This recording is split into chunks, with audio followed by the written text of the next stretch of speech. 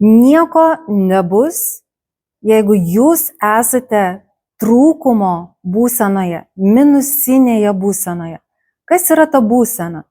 Tai yra būtent tokia būsena, kai jaučiu arba manau, arba mąstau, kad esu nepakankama, kad esu kažko tai manyje trūksta, kad turiu tapti kažkuo tai kitu, kažkaip kitaip elgtis, kažkokius kitus veiksmus daryti.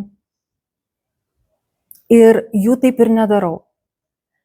Tai kai mes esame minusinėje trūkumo būsenoje, gyvenimas viską darys, kad mes atsigręžtume į save.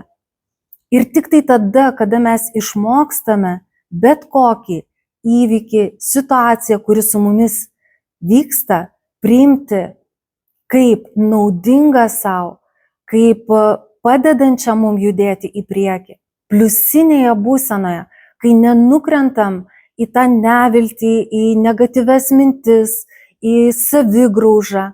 Tik tai tuomet mes atsiduriame neutralioje arba pliusinėje būsenoje, kurioje jau galime kurti rezultatus savo gyvenime.